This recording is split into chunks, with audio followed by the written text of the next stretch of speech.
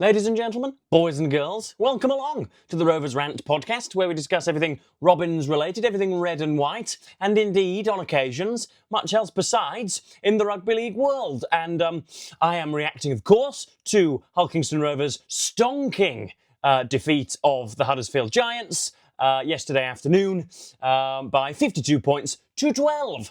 And there will be smatterings of Schadenfreude directed at West Hull because Hull FC were bested by the Leigh Leopards. So we'll get onto that around the 10 or 15 minute mark and what that might mean for those most awful of humans and why we feel why it is that we take pleasure in their losses and in their misery.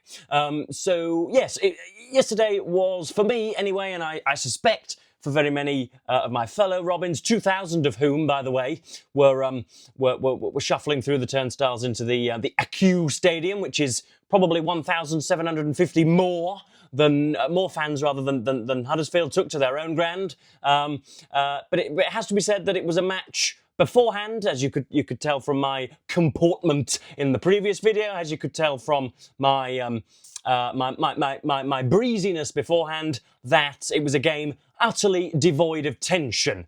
Okay, I live and breathe Hull Kingston Rovers. My Wednesday afternoons and Thursday mornings and Monday nights are all affected by Hull KR and their performances, their results, their doings. And so usually whenever, especially on Derby week, but even when we're playing St Helens or Wakefield, or whenever we're playing a meritable side, a side that could potentially turn us over, there's always a bubbling in the stomach, okay?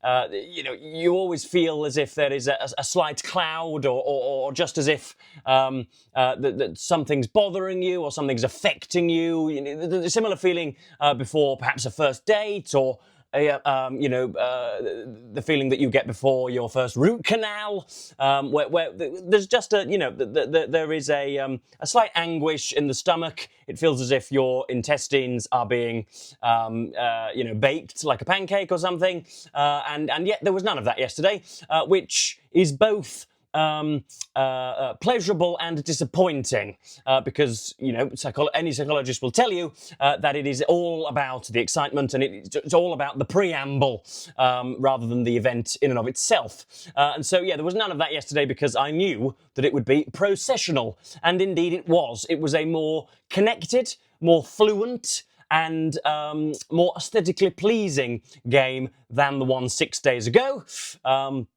And that is for, of course, a multitude of reasons. They were without their top player, Mr. Flanagan, who limped off after scoring his heroic four-pointer last week. And they only had basically Tui Lola here, Mr. Milne, and Tom Burgess. That was about it for the Giants, and some ginger kid who kept sort of leaping through the line, much to our chagrin. So they didn't really have anyone on the park, and they were playing in a sort of odd colour, an odd strip that I thought was reminiscent of Hull Wyke. For those of you that have played Hull and District Rugby League, you'll know what they used to dress in. It used to be a combination of navy and baby blue, which of course isn't their home strip, isn't their usual bacon rind that they wear. But you could tell, couldn't you, within 10 minutes that we were probably going to go and score half a century, and indeed we did.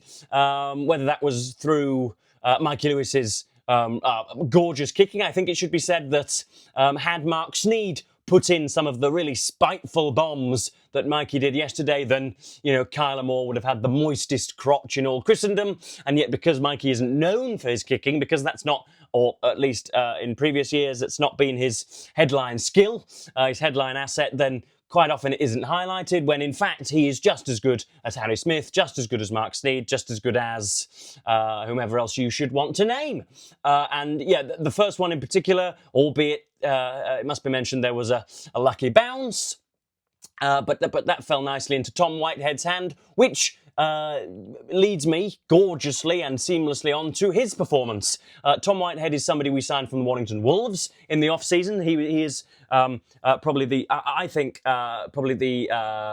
shrewdest bit of business that we did in the off-season, and he was very, very good in defence. He's got one or two errors in him, but so has Junior and Semba. So has Alex Walmsley. So have so very many good players. And he'll have to rid that from his game. But I thought, fronting play again.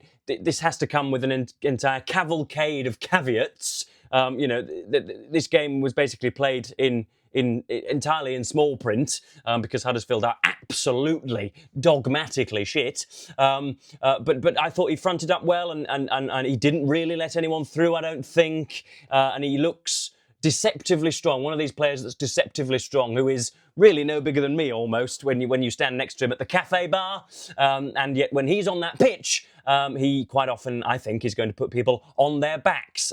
So I think it was originally Peter's intention to farm him out to Batley or London or Castleford, heaven forfend, but he apparently performed so well in the Tenerife training camp and became such a potent part of the group that he was kept on. And he's going to be a vital body because, as we've seen, it seems that nobody's going to play more than about 14 or 15 games. No individual player is going to play more than 15 or 16 games in the Super League because everybody is limping off after the slightest hit this year.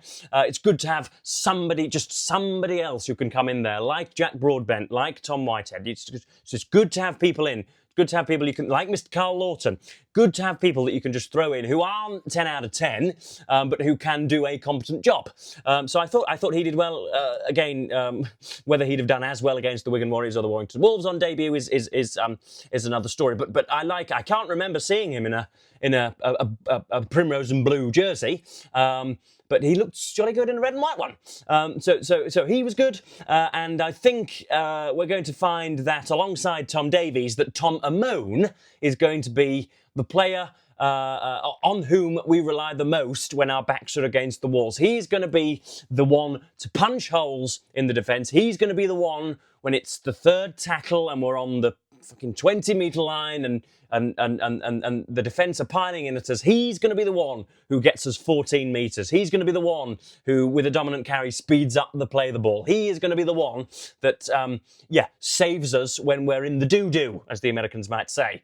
When we're in the soup, I think Tom Amone is going to be our biggest runner.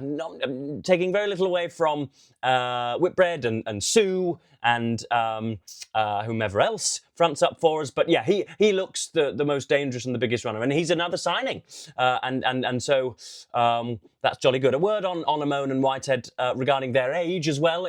I think not long after the trophies were lifted at Old Trafford, everybody brought Rovers into question regarding the old squad and how we probably have one of the oldest average ages amongst our crew and whether this was going to be a sustainable project. Well, if you're signing Tom Whitehead and Tom Amone, who aren't very old, then it looks to me anyway that we are future-proofing ourselves, which is always a good thing. So there we go. Yeah, Tom Amone was very good. Tom Whitehead was very good. Lewis's kicks were great. And Peter Hiku showed that he can jink and jive with the best of them still down the right edge.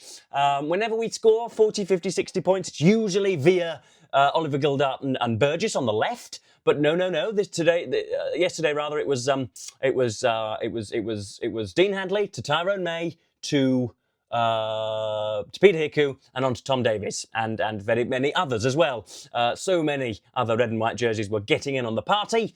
I thought, again, I know that he was probably playing against somebody who is, building walls as we speak or beeps away at Tesco Extra from Wednesday to Friday. I know that it was far from a professional outfit.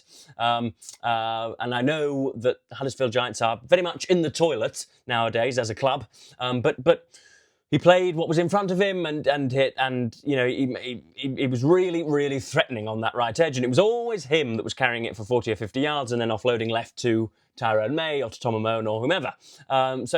Very, very good down the right edge, and I think Hiku this time last year was probably the best centre in the competition, and since has really rather slowed down and maybe has had the limelight clawed from him by other players. But I thought yesterday he was among our top larkers, and I think the Sportsman Rugby League YouTube channel gave him the Man of the Match honour, which is always a good sign.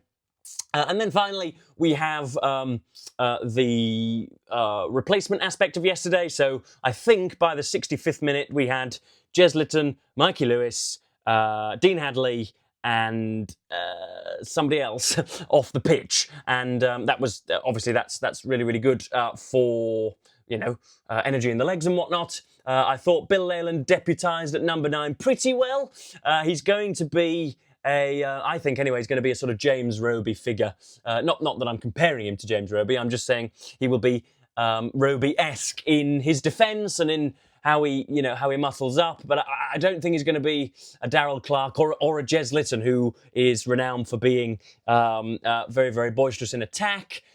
He can't seem to pass from the floor, which you'd imagine would be a great drawback for a number 9, and yet somehow he gets away with it. I remember when I was playing for East Hull, age 14 or 15, we had a hooker who also couldn't pass off the floor, but he also happened to be the best player in the side, and so he got away with that. But as a former halfback myself, I know how troublesome and how irksome and how unideal, simply put, that it is to receive poor passes from the floor, poor passes from the play of the wall. So Leyland needs to work on that. If he's doing it for 6 hours per day, then he needs to do it for 7 hours per day, because a few times when he was trying to throw it in the path of somebody, he was actually throwing it 3 or 4 yards in front, and we were bobbling. And that simply put, that fucks up the move. All right, you can have the best strategy in the world, and you can have all the depth you would want, and you could be well on top, and you can have all the speed and all the momentum, and yet if the first pass from the floor, if the first pass of the move goes to the ground or isn't ideal and sets the receiver off slightly so that he has to adjust his pace, then you're done for. It's one of the most important positions on the park, and one of the most important sort of mini actions. Again, something that's not noticed very much is how well Jez Litton or Edwin Apape or Brad O'Neill pass from the floor. I think Leyland definitely needs to work on that. I imagine that if he doesn't want to be a swapped player, if he doesn't want to be a rotation player, then he is probably going to be in a Leeds Rhinos shirt or a Wakefield Trinity shirt soon, because Jez Litton is staying put, and he is one of the top 5 players in the Super League, and so Leyland is going to find game time tough. So there we go. That was 5 players that I chose to highlight. Still looking slightly leggy and slightly unresponsive in defence, maybe. The first try that they scored, you can excuse the first break. It was a lovely little offload to Lollahair, and you can excuse him marching down the field. But then when Broadbent and Lewis miss whomever it was that scored in the end, I think it was Milne, wasn't it? A few arm tackles. It reminded me of 2016, a try that should never have been scored, and a try that I'm sure will be brought up in the highlight reel sessions by Peters early next week. The sort of one that infuriates you, and I think that brought it to 12-6, and so there was just the merest and most minor of worries at that time, wasn't there? But anyway, we must move on just slightly to Hull FC, and how very delighted we are that they will not be lifting that particular silverware this year, because they have been booted from the competition by the Leigh Leopards. Now, it felt rather like sort of 2008 yesterday, because there were no cameras at the Hull FC game, there was no way of viewing it, and you had to rely on the sort of the treacle speed of BBC Sport updates so as to know what was going on over at the Leigh Sports Village. But yeah, it soon became apparent at 16-6, with less than 5 minutes to go, that the Leopards were going to do it. Apparently, Cade Cust, who definitely needs his ears pinning back, Cade Cust was sent off and yet given the Man of the Match award, which I think basically says it all. When you're rewarding ill discipline so much, then you're going to be at the bottom of you're going to be near the bottom of the table. I think this might be a problem from the top up. Judging by a few of the comments from the Black and Whites, they were none too pleased with the performance, and only posting 6 points against a much impoverished Leigh Leopards side just now. They are missing, I think the headline anyway has been that they're missing 11 first-team players, so that's why they themselves are in something of the doldrums, and yet to be slowly beaten by those guys does not bode well for those Hull FCers. But We couldn't give two tosses, could we, folks? We are delighted that we don't have to play them again. We are delighted that their ball will not be in the box when the fifth round is drawn on Tuesday morning. And yeah, it's great. It's great because we hold all of the trophies and they cannot get within 3 matches of one. So that's jolly good. Yeah, we can't really comment on how they played unless we were at the game, and so I won't go into any sort of deep analysis there. St Helens saw off the Castleford Tigers. Again, we don't know whether it was the sort of game that was equal until 65 minutes, and then Saints posted 3 tries and made the scoreline look rather heftier than it should have been, or whether they were, always 2 or 3 scores ahead, or whether the elastic band snapped on the hour, as I say. And the Catalan Dragons predictably completely smashed the Oldham So-and-Sos. I don't know what Oldham's nickname is, but they smashed Oldham by 58 points to 0 in Perpignan, and that is where Hull Kingston Rovers have their next rugby league appointment. So we'll see how that goes next week in the south of France. I don't think there's anything to report on today, but there we go. That was a response to our shellacking of the Huddersfield Giants. Again, most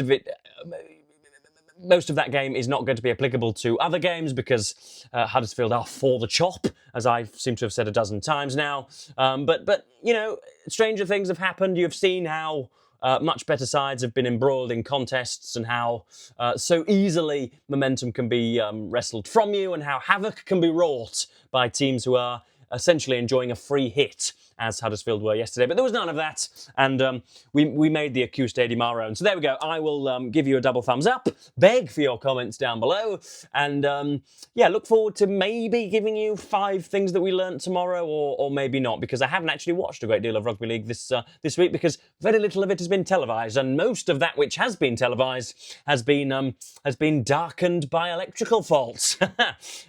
So there we are. Obviously, Chelsea lost to Newcastle yesterday, and that put me in a really, really sour mood after the sucrose of a Hull Kingston Rovers victory. But you're not here for the footy, you're here for the egg chasing. So there we go. That was Rovers' victory over Huddersfield. I'll stop talking now, and thank you all ever so much for watching, and promise to be back in a video very, very soon.